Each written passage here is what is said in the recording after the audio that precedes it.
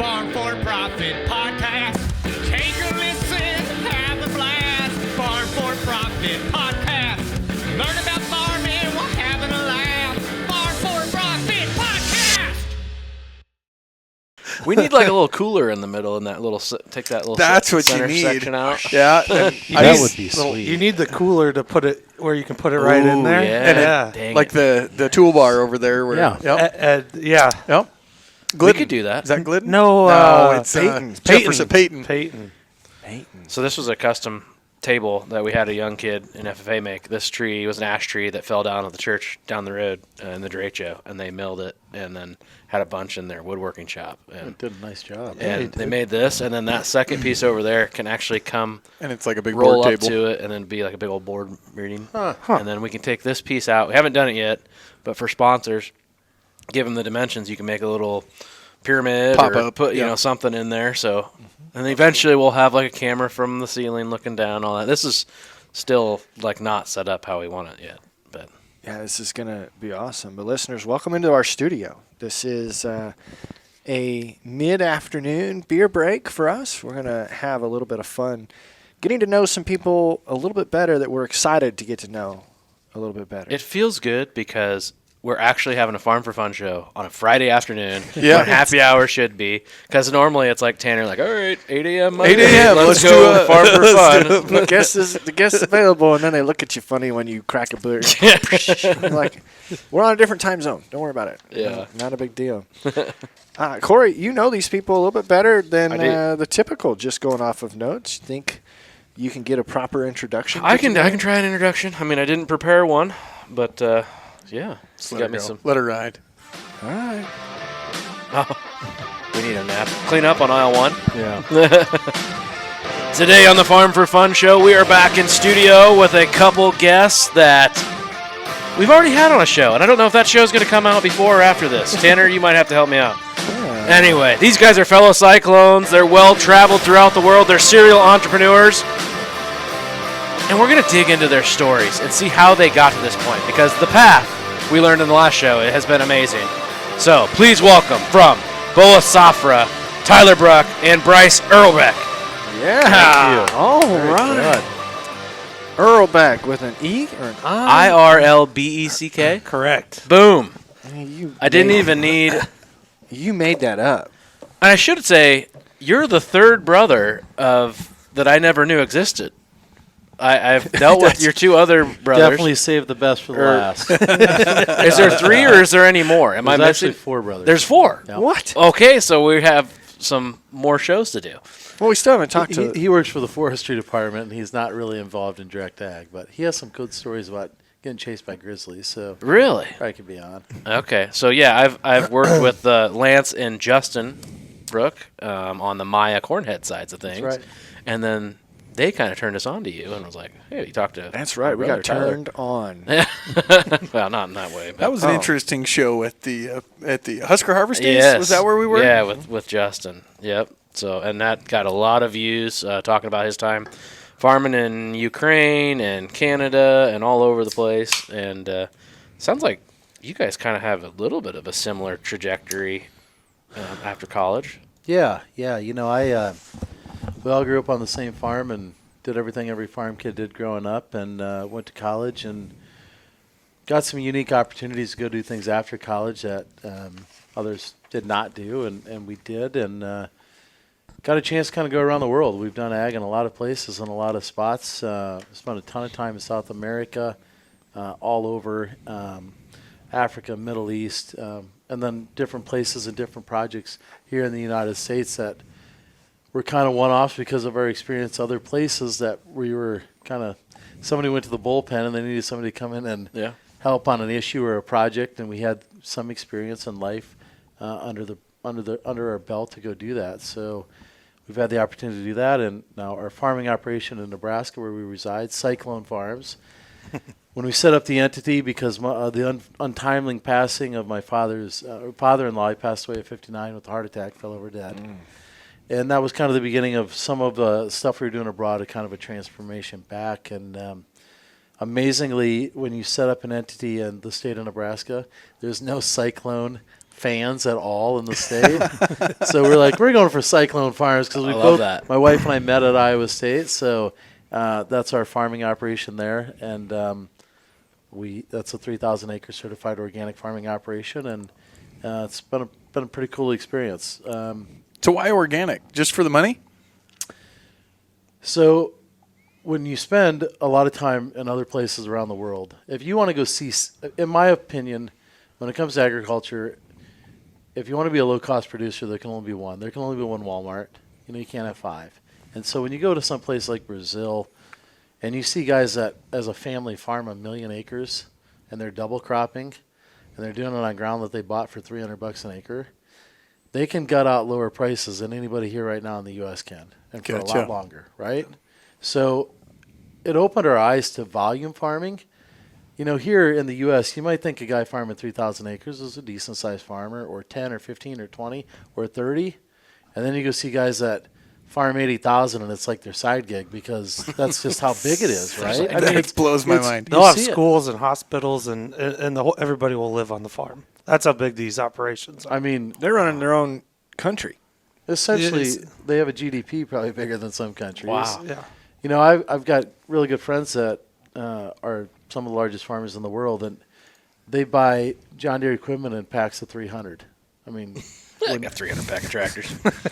so you think that's crazy, right? But so I think that was kind of an eye-opening experience. Like, you come back here and you farm, and it's we're essentially all planting the same corn. Yeah. We're all selling the same ethanol plant. Mm-hmm. We're all planting a little bit different and doing this, and everybody's secret live like, God, don't tell them how much nitrogen we put on. Like, it's a real big secret that you're not going to find out, right? We're more guarded here. And so you see scale at like a mass scale, and you think, okay, in 20 years from now, can we compete with something that can produce at a far larger scale than what we are? Right. Mm-hmm. Are we ever going to farm 40,000 acres here? Probably not. Be pretty challenging, right? Damn near impossible. Yeah. So you're going to see scale, and you're like, man, they got scale, and they've got lower cost production costs and different things. And so when I look at if my boys who are 2 and 3 weeks want an opportunity to farm in 20 years, are they going to be able to compete just growing corn and beans with the guy across the fence selling at the same place? And our theory was at the time, no, they maybe can, but are they ever going to get anywhere? Probably not. Yep. So we looked at the organic thing as a little bit of a different niche, higher revenue, a lot higher workload. I mean, we have 5 full-time guys on a 3,000 acre operation, and we're busy. It takes a lot more work, a lot more equipment, a lot more labor, but there's more reward to doing it. And instead of being essentially a price taker in a sense, a lot of times we get to dictate the end user that we work with. So He likes to stand out. You guys know anything about that? I have my shirts. I mean, that's my That story. should be your Talk to him. That should be your new farm shirt. Yeah. all the employees new farm I'm going shirts. to grab a few. Don't worry. I'm going to swipe. They some. do make high vis. Oh, nice. Yeah. Those are pretty high. Yeah, they are. Yeah, can you get any more high vis than this? I'm Then going to they put my do. sunglasses on in a second. There you go. So, Bryce, Tell us So your life. you're the Let's get first into you. Irlbeck that's going to be on the show, but are there like 16 other Irlbecks that we don't know about? Yeah. There are quite a few in the hometown area and surrounding areas. It's a pretty popular name back there. My farming story started my parents' farm, my grandpa farm. We had about 800 acres when I was in high school. And I just came back from Tanzania, Africa. It's very clear that wasn't going to be sustainable. I mean, he worked a full-time job and farmed 800 acres, my dad did. And my mom helped too. She drove every tractor, every combine, all that stuff. So it's pretty clear to me that was not a path that was going to work. And a little bit like Boa Safra, I went to these organic operations and started doing the math. $10 times 200 bushels is a lot more than $4 times 200 bushels. Mm-hmm. So it's simple math. It's not hard, and you have to believe it. And so I looked at that and said, all right, we're going to do organic because that's the only path that I see. And my dad said, great, take out a loan, go ahead. And so he kind of, at that point, he still works in the operation, but my parents were probably the biggest reason for my success because they said, make all your own mistakes, it's yours now. And they work in the farm still, but they're ready to retire. They got out of it. They left it to Myself and my brother-in-law just joined it too as well. But we took that 800 acres, we turned it into about 12,000 acres. Wow. Whoa. And we did that over the last... That's a big jump. Yes. And What was it, the time gap? 2015 I started with about 300 of the 800. And this was where? Manning, Iowa is Manning, where okay. we started. Yep. So you didn't surely buy all that ground, so you have a lot of relationships with a lot of tenants or a lot of landlords. Yes, if I had to... He's making $10 a bushel. He could bid $100 over everybody else, right? Is that how it goes? Don't need no stinking relationship. We just put a check in the mail. We just put a check in the mail, mailbox money. Okay. I mean, we have over 100 and some fields and probably 40 people that we work with as landowners. And Over like a 200-mile radius. over 200-mile radius. Holy smokes. And I would say we do about 1,500 acres of conventional corn and soybeans in that.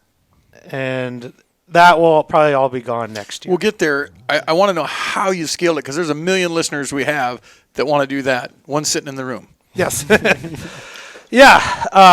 of all, But keep going with your story. Yeah, Sorry, no. I interrupt you there. No, I haven't slowed down enough to look back on it, to be honest with you. Opportunities that came along is the big reason, but we've built that out into about 12,000 acre farm where mom, dad, brother-in-law, we have about 10 other employees that work with us. And our thing is hiring good people, really good people that manage it. I have a farm in Nebraska. I've been there once in the last 2 months. And they're managing it. They're doing it. They have ownership into it, those types of things. So it's not just one thing that gets you there. It's learning a business, learning the financials of it, and then being able to repeat that over and over again. Huh. And I think the one thing you need to comment on, and it's go ahead. true to our operation, is you can make a lot more money farming organically. Yeah. But you can lose your ass a lot faster farming organically as well. You need far more equipment, far more labor, far more expense to get into it. The transition period will nearly wipe you out if you're not extremely well-footed or you take over to a long period of time, because it's 3 years of farming organically and selling conventionally. And your crop insurance, when you go down the path of transitioning, goes to an organic tea yield, which is dismal. Mm-hmm. So you give up your 220 bushel county tea yield, and that security goes away. So it's not like, oh, everybody, hey, just go do this because it's really easy.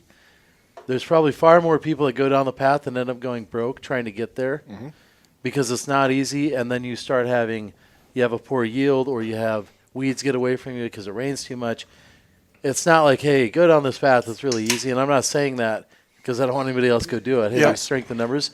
You can get skinned real quick. We had an interview that stated it's basically a 6-year figuring out process. At least their experience was you took your 3 years to transition, and then it took you 2 to 3 crops to get back what you lost in revenue. Bryce, did you have a lot of I have one client right now wants to sell her farm, and I asked why. She said, because I like the guy that does organic, and he lives down here. My other farm's over here. I want to sell that one so I can 1031 into over here so that we can do more organic. She said, me and my sister really like organic. Is there clientele out there that are landlords that specifically want that? Growing every day. I mean, we have more land come to us than we want to rent. Yeah. Tyler and I both. We have an individual out of Houston, a very Okay, smart. so our listeners are going to call you, and if you don't want it, they're going to want you to pass it. Yes, yeah. I mean, we have a guy out of Houston. Me and Tyler both work with. He owns about 1,500 acres, and he wants it organic, and he's very involved and texts us every day. And there's probably, I'd say 75% of them are like that. They want it. Yeah, that's what this gal. She specifically. Nothing against her current tenant. They just wanted somebody that would do that. Yes. So we run into a lot, too, is you find this older generation that, I mean, I always tell people, if you're going to farm organically, don't do what your dad did. Go do what your grandpa did, because he farmed organically. Oh, okay. He rotary hoed. He crop rotated. He ran a harrow. He planted later in the year so the ground was warm, so things came up quick. All of these things. And then we got in this era where we changed our way of farming. And now we're back basically farming the way Grandpa probably did in 1945, right? Huh. And there's a lot of people that are now in their 70s or their 80s, and they start to think about, I mean, look, we all know a lot of landowners are financially stable, and they start thinking about, yeah, I remember that, or I think maybe that is, I'm not advocating, we'll advocate all day long that ag is ag, and I love all forms of it. But there are people that will say, I prefer knowing that my ground's being farmed this way, or there's cover crops implemented, or these things. And so there's a lot fewer Bryce and Tylers out there doing this, and a lot more people that every day are like, I wouldn't mind having a quarter or something farmed that way. Sounds like a band, Bryce and Tyler. We wouldn't be good. But it's a value add, and it's a way to set yourself apart. Even in my realm, there's 105 companies that sell farmland. It's not what do they do wrong, it's what do I do better. And that's something that you have as a value add that you can maybe... One thing that we do better than most of our competition as far as podcast is honor our listeners, because their opinion value is extremely valuable to us. We like to talk about the listener reviews that we get. And just for you guys, they can give any review that they want as long as they put it under a 5-star rating. So say whatever you want to. And Dozer Dog 9157, which I was trying to figure out if that's a model number of a tractor or if that's just the PIN number for his debit card or whatever it was. But Dozer Dog gave us 5 stars, and he said, whose idea were the shirts? And what better show than to give that review on? Because we have the shirts on. We are in brand new Trade Mutt shirts. Yeah. I'm in an old version. Yeah. I'm in last and I don't know year's if we've model. ever described these on the show. Maybe once or twice. But, these are given to us from Steinbauer, USA, come from Australia, and the company is called Trade Mutt. And it is to support mental health. So a portion of the proceeds of every shirt that's sold, and they're meant to be a conversation starter. And they certainly do that. Or like right now, a conversation interrupter. So. Yeah, exactly. I want to ask, because I've always said, there's a lot of people that bash organic, right? That especially a lot of our listeners. And I've always said, you're looking at it wrong. You don't have to buy it or whatever, but as long as someone's willing to pay for it, it's free market, right? If you're willing to go grow it for more money, then that's a value add to your farm. Do you guys search out organic in the grocery store? No, but I think there's times where my wife does. Yeah. If you got little kids and people are thinking, God, maybe crazy story, and somebody will probably ridicule this, but I have a friend that if he eats a certain type of bread that probably was desiccated with Roundup 10 days before the oats or the wheat were taken off, he gets sicker than hell, which I was like, it can't be. But if he eats something that is not, he doesn't bother him a bit. And I was like, God, is there any truth to that? Like, could that actually be? But I think there are some people that that is a case, or they believe that's the case. But when I look at it, it's ag. Like, I root for my neighbor to be successful in whatever he's doing. I think sometimes people don't root in favor of others because you're doing something different in ag, and I honestly don't ever understand that. But look, it can make more money, but we take a lot more risk. It takes a lot more dollars to do, a lot more help, a lot more equipment. And it's not like we're doing this because we're just guaranteed to go make a bunch more money. I mean, we probably take a bigger risk bite to go try to do this. That's my initial question. Yeah, exactly. And our philosophy has been, if you're going to go out and do this and do it on scale, you have to do it extremely well, because our goal is to make sure that every one of our farms looks as good as any conventional farm across the road. And so that's where kind of the extra equipment comes in, right? Like, we have a lot more equipment than a farm of our size, because we're out there, on average, we actually map everything off of GDUs, and we know when weeds will germinate off of GDUs. So we're usually in a field within 72 to 81 hours based on when a GDU of water hemp will germinate. That's how we were going across with the Harrow rotary hoe of something of that nature. Start taking 3,000 acres and get across it every 3 days for repetition. Wow. You got to have guys that are basically living in tractors and rotating shifts, and when it's time to go, the month of June is a real bad month for us because we're real busy. So what kind of technology are you using to make sure that you're tracking the GDUs and getting to be where it has to be? Well, there's a million different apps and weather apps out there. And from a technology standpoint, I think sometimes organic farms are thought of that 40-acre granola bar farmer that it's a weedy mess and nobody knows what it is. I mean, that is the typical. Sure.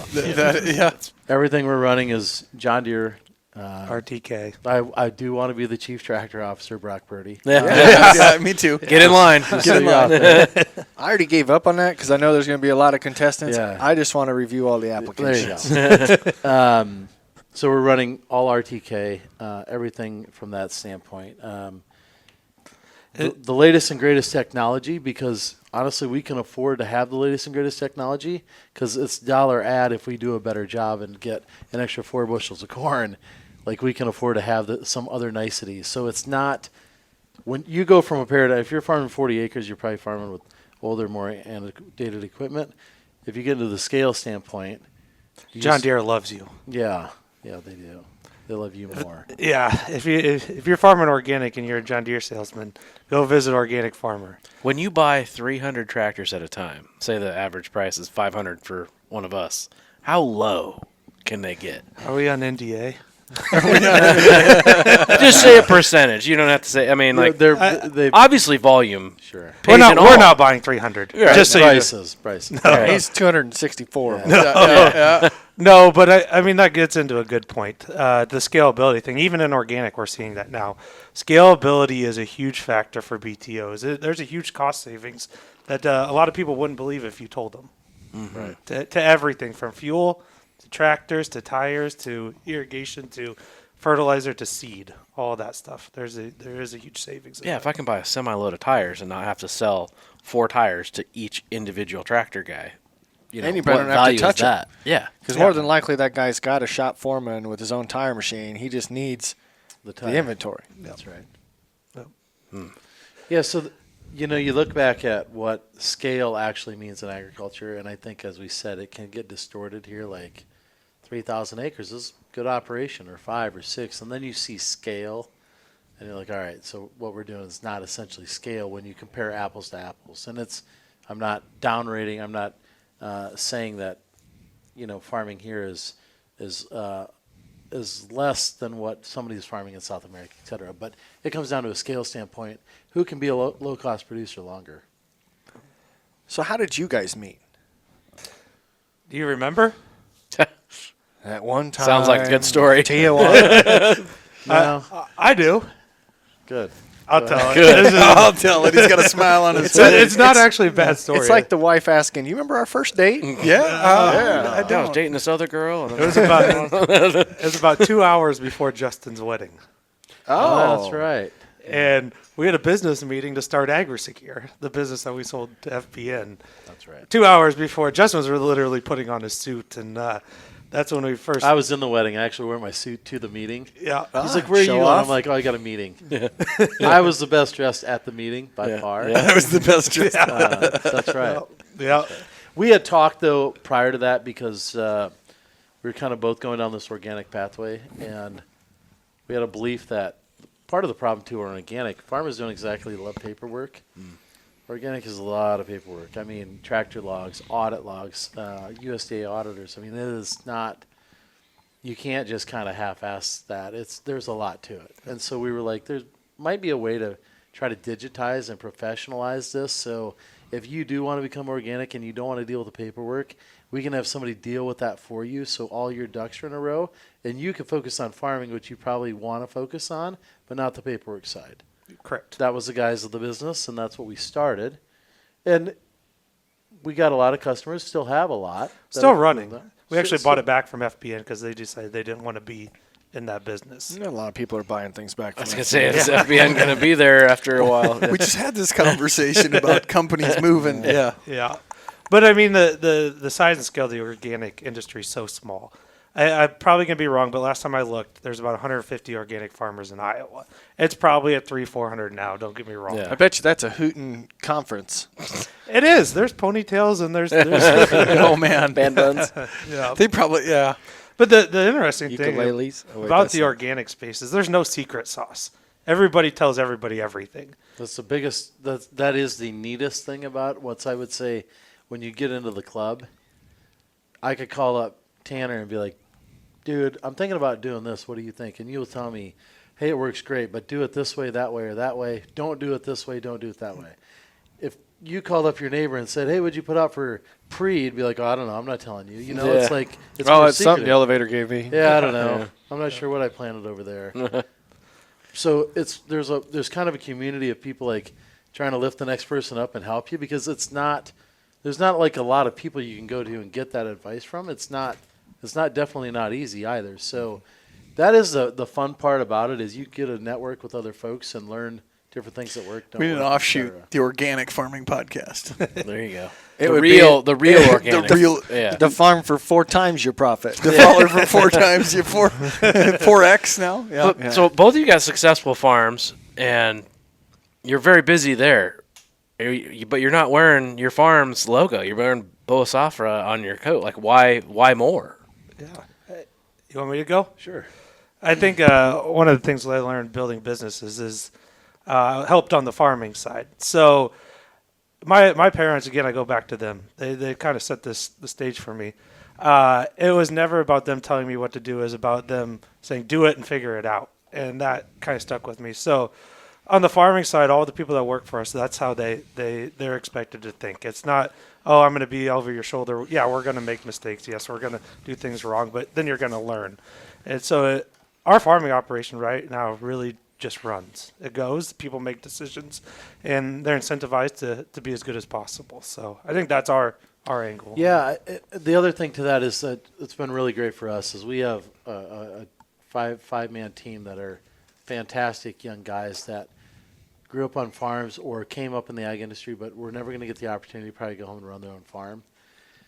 And so we definitely do a lot of training and a lot of like, hey, this is how we expect it to be done, et cetera. But then we get back and we essentially let them run the farm. We have a farm manager that oversees operations, and we know what we expect of him and what he expects of the people. But we have people now that effectively tell us every day, they're like, dude, it's like I'm running my own farm out here because I get to go do I didn't plant any corn last year, and I actually like planting corn. But I got a guy that plants way better than me and was way more attentive and does a great job. And he is so proud because he gets the opportunity to be able to go and basically assume planting roles. So our success, without a doubt, is because we have really good people, but we've allowed them to make decisions, make mistakes, but essentially feel like they're running the farm. And then we make sure that they're all vested interest. Hey, if we go out and kill it this year and can grow a 240 bushel corn crop, we're going to make sure you have a nice Christmas bonus in a big way. So you got guys that are bought in and driving and buying. And sometimes I would assume in a conventional operation where profit margins like this year are tighter, there's less you can do that. I mean, obviously, come on, it's all economic based. Now, that's kind of been our success, I think, is just hiring the right people, making sure you give them the tools to be successful, and then getting out of their way and let them go. And as a farmer, that's the hardest thing you can do. Like, everybody wants to be there. There's days where you, like, literally want to scream through the radio and, like, throw the radio. Then you can't scream into it. Because that's not how you do something, but you're like, it's the process. We got to, like, step back and let it happen. That's hard. That's really hard. I guess any business, not even farming. Yeah. In any business, it's hard. And it's hard when you're younger to kind of step back sometimes, but we realize we have to do that to be able to achieve the growth we'd like to achieve and do what we're doing. That's crazy. Do you have any tie back to your Northwest Iowa farm? Brother Lance that's there, him and Justin are involved in that operation. And, the unfortunate timing of when my wife's father passed away and we kind of took over that. Similarly, and so we started off with 400 acres. It was a mess. We've grown it to 3,000 in 11 years. How come not 12? I'm just giving you crap. I want to hear. I want to hear. Sorry, keep going with your story. I'm just giving you crap. No. It's the unique opportunities that have been there for some like big add-ons that we've had. Not in our direct backyard.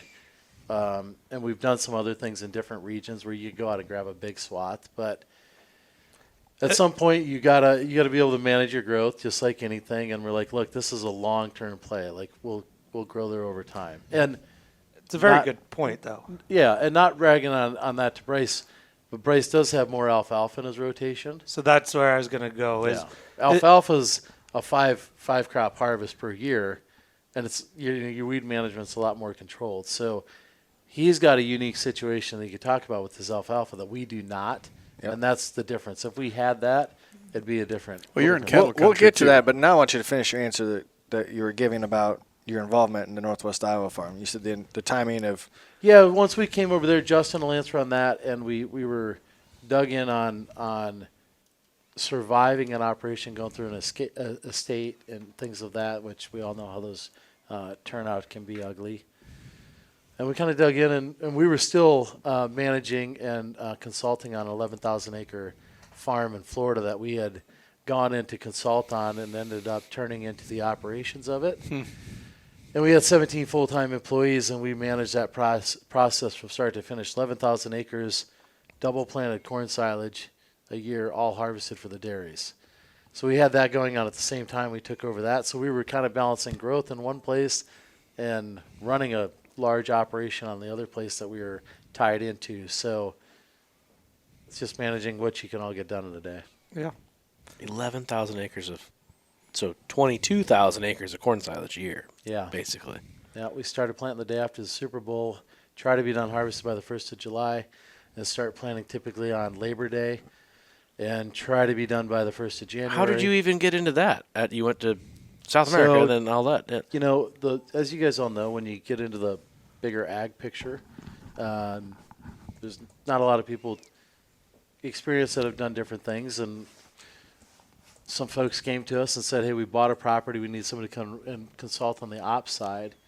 And it turned into, instead of consulting, can you just help run it? And we're like, okay. And then That was kind of like Justin's story. yeah, essentially. And so it turned into that whole process, and chopping that many acres of silage and harvesting, trucking, packing, moving. I mean, it's kind of like in Brazil where, they're harvesting beans and planting corn. We're harvesting silage, spreading fertilizer, working ground to get ready to start planting in 30 days on scale. It's a lot to it. Wow. Have you used Maya corn heads the whole time? Well, I'm not going to get a discount on the next one I buy, so I don't know if I should. No. Yeah, you know what? We had one of the first ones in Nebraska. Okay. And He still has it, runs it today. Oh, no. our first 12-row chopping corn head, we put 17,000 acres through it, and the only thing we ever changed on it was gathering chains. Mm-hmm.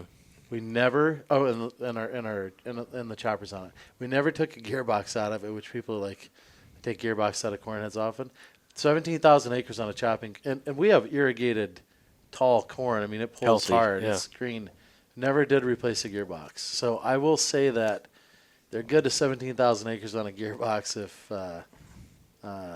if you run one. They're just a great head. I mean, simple, I run yeah. them. They're a simple head. Bryce runs them too. Yeah, we do. I just didn't know if you were upset you didn't get involved in owning part of my ESA and had a beef with them or something. No. Yeah, I run. They are good. They just work. I will say that. And they said what, a gathering chain's like $53. Yeah, Where half could you price. find that at? Yeah, no. When you're around them, you can tell how heavy they're built. Yeah. All right, so we got to go back to the alfalfa. Tell us about why that's such a big staple in your rotation and what market you're tapping into. Yeah, so we had our farm in Iowa, and then 3 years ago, there's an opportunity to take over a large operation. That's kind of the growth that happened. That was about 10,000 acres. And so they have 2 alfalfa mills there. And An alfalfa mill? Yeah, alfalfa mill. Pellet mill. So I'll go through the process, and I'll go back to the mill. The process is we have alfalfa 7 days a week. We're chopping in the summer, all summer, May 15th to October 15th. We're chopping 7 days a week. We're bringing green chop alfalfa that we cut, lay down, merge, chop in 24 hours. And we bring it into a mill. And we pile it up in a big pile off of big silage trucks. We're constantly cutting alfalfa. We have 2 choppers running, 6 trucks, and 2 mergers every day. And that gets chopped. It gets brought to the mill. They put it and dry it from about 35-40% down to 7.5%. Whoa. And then they'll put it in a pellet. So that long. It's like any pellet you see. That's just for storage. And then they'll store it in grain bins.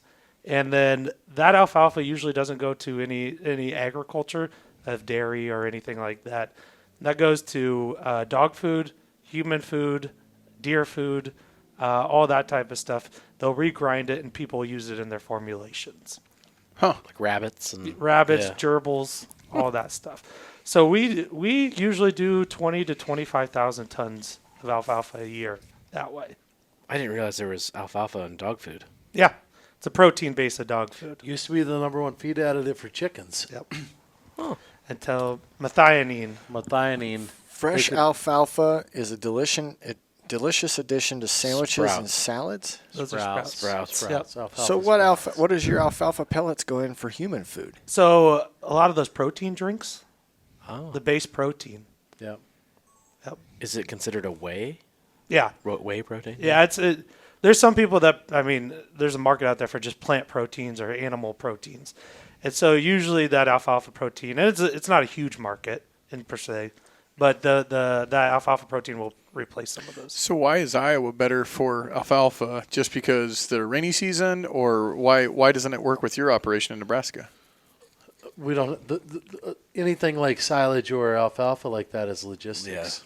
Okay. How Too many close are you tons to the to mill? move. Yep. Too many tons to move. So all of our ground is fit. We have two mills that we work with, and our alfalfa's around those mills in 15 miles on both of those sides. And our operation in Nebraska also sits in the largest seed corn county in the United States. Gotcha. There's Bayer, there's Corteva, there was DuPont. I mean, there is everybody there. So there's already a large, significant part of value-added crops. Tapping into your local markets. That's what you got to do. So are you the only supplier of alfalfa for those mills, or are there others? We're the only green chop supplier, and you can only have one supplier to that because you're going 7 days a week. Yeah. The high value product in those mills is the green chop. So from a business standpoint, what's that like? You're farming your parents' place. They said, go make mistakes, and then you get the opportunity to do this big one. I'm guessing there came with a big price tag on it too. And, like, hey, buy into this. Hey, this is a great opportunity. We can make money. But that's a whole lot of risk out there. We got lots of listeners that are like, should we jump? Like, when do we jump? Like, when do we go bigger? What was that like? Yeah, so it was an interesting 3 months of working through the financials and understanding it. We had done the same rotation on our farm in Iowa and shipped all our alfalfa out to those mills dry. And that financial rotation took us to where we were at that point. And I said, if we're 120 miles closer, this is going to work 10 times better than what we're already doing. So we had the financial outlay of understanding what that already took of our rotations, of what we're doing. We just placed it 120 miles closer and said it's going to work. Yep. What kind of, obviously with scale of that size and that speed, you had to have some access to capital, right? Are you working with regular banks on that or bigger stuff? What? Yeah, so private? It's the Bank of Tyler. that's too wealthy for my blood. So one of the things that I got good at, and I knew nothing about it, and I still know very little about it, is the finances of going through the process of how to put that large operation together. I was 28 years old at that time when we did that, and I worked with my local bank, and it started in 2015. I said, I'm going to do organic. He said, you're crazy. I said, all right, here's all the stuff that I'm going to do. Here's the yields. Here's the prices. I hit that in 2016. I hit it in 2017. Hit it in 2018. He started believing me. And then 2019, I brought this big opportunity up to him. So let's do it. You've hit the numbers. Everything you showed me, everything that you're going to do has came true. And so really it's being able to document, execute, and do that over multiple years. Any business you want to do. If you can do that, you can go get $1 billion if that process warrants $1 billion, as long as you've proven track record on that. And the bank has $1 billion. He's not wrong. There's a lot of value to that past performance. Yes. Is indicative of future, so that goes a long ways. When you guys are running your organic farms, and I know we wanted to learn more about you, but we kind of all got down this rabbit hole, which that's good news because that means we'll have to do a part 2 sometime. Yeah. Done. Do you have those cool weed zappers, like generators? Yeah, sure do. You buy about everything when you're organic, just in case. Yeah, we got weed zappers, couple 40-foot flamers. So everything we run is on a 16-row tram pattern because we go through a field so many times. We try to traffic. So everything we have from bean head, corn head, everything's on 40-foot, 16-row everything. So flamers, zappers, tine weeders, rotary hose. You pretty much have a 3-pack of everything for that. Figure a set of equipment for 1,000 acres, and we're running it all the time. So, we have all that stuff because it's just another. You get in a wet period, and you can't go out there and do something. You can't cultivate. You might have to run a flamer. If you can get a tractor, your tram line's kind of more compacted. It's pretty firm. You can be out there in conditions you probably want if you didn't have to be. But again, we're working off a GDU clock, so we know when we need to be there, and we probably go at sometimes when we shouldn't. But if you get behind, you're just screwed. Like, it's preventative. Yeah. If you get behind and things get a flush and get a jump on you, once you're behind, you're behind. And Do you ever abandon those fields and just go to make sure you stay on top of your other We ones? start over. Oh, we've had corn up this tall, and we'll have weeds up to there, and then we'll just kill it all and start over. Huh. Wow. Now, what about your grain carts? Because I met one individual in my lifespan that will make his grain cart driver run on the same tram lines whenever not getting dumped on. We do too, because everything is on RTK. Really? So they're always just running on. They come over to dump, and then they go right back on the tram line because grain carts are on RTK like everything else, except when they're dumping alongside the combine.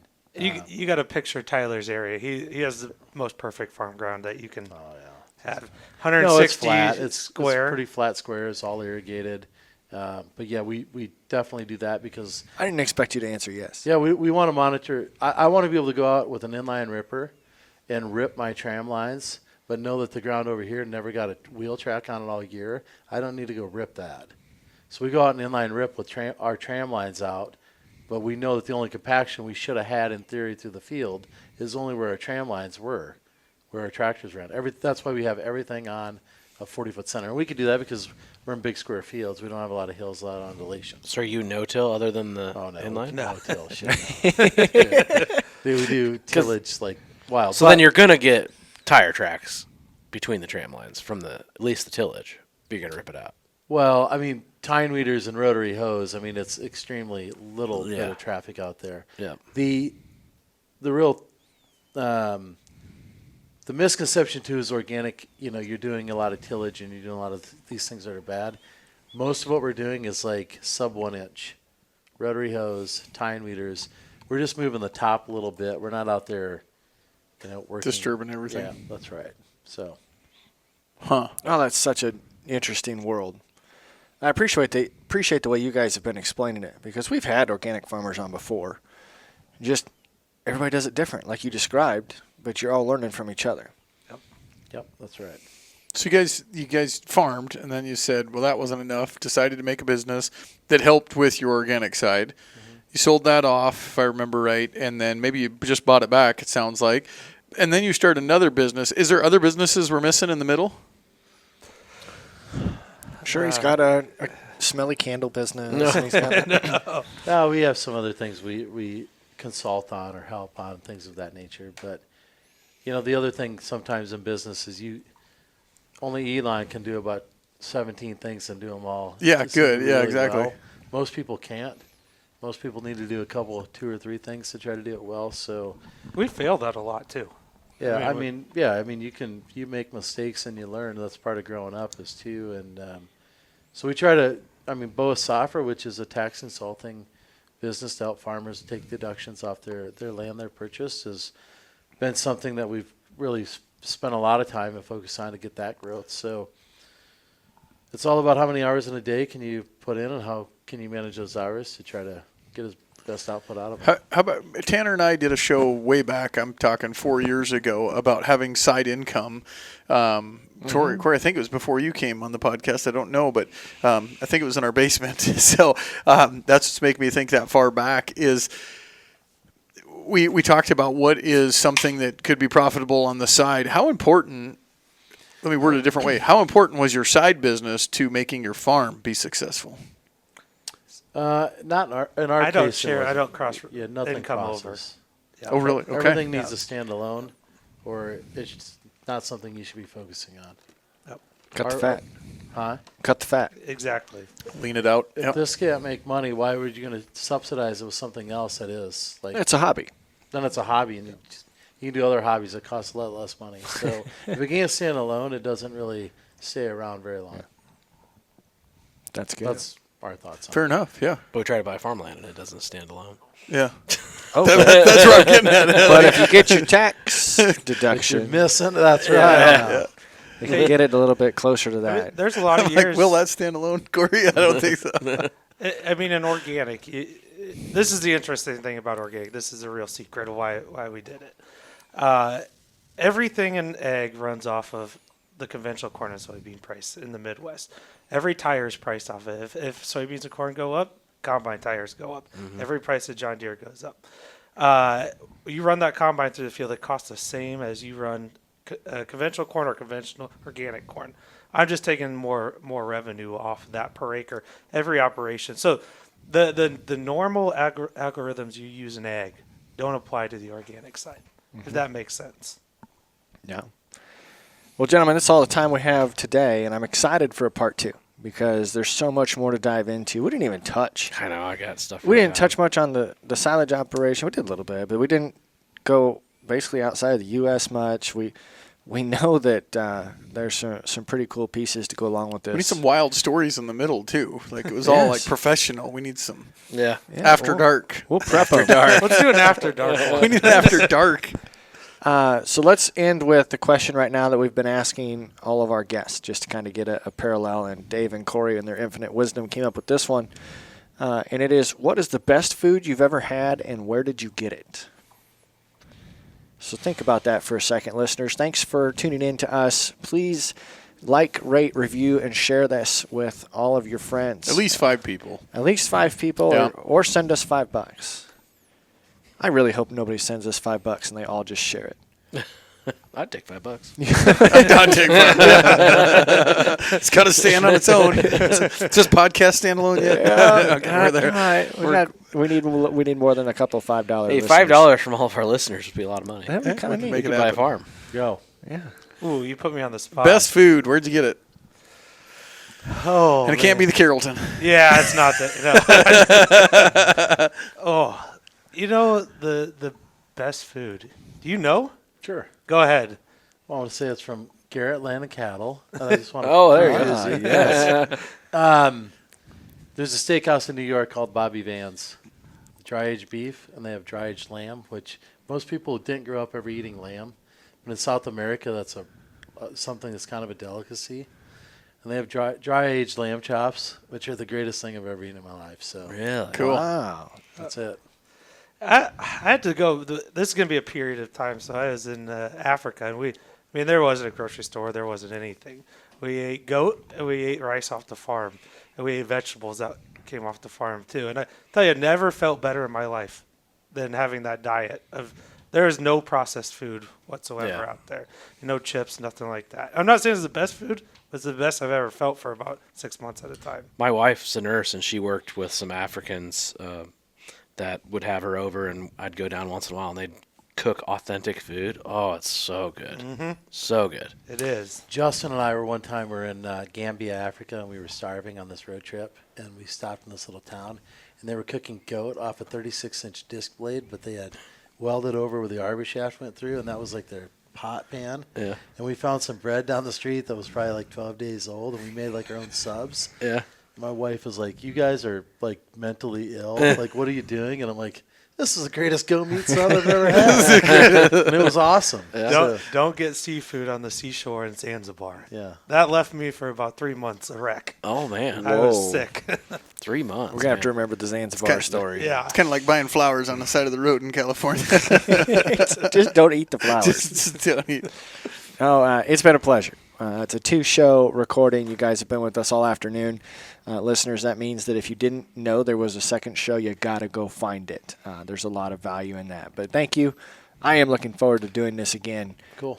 Diving in a little bit deeper and exploring more about what the two of you guys have and your life story, what our listeners can learn from. Perfect. Should say, what if people want to get in touch with Boa Safra for your guys' current business for a tax deduction? Not a tax credit. First, you got to listen to the other podcast, and then where do they go? Yeah. Boa Safra Ag. Go to our website, Boa Safra Ag, and look us up. We'll And help you out. That's right. Listeners will have a link in our show notes as well, and you can, of course, look on our website and directly to Boa Safra Ag. What a cool day. What a cool conversation. We really do appreciate it. Thank you. Thank you. What do you say, Corey? Crack a bush light. You deserve it. Cheers.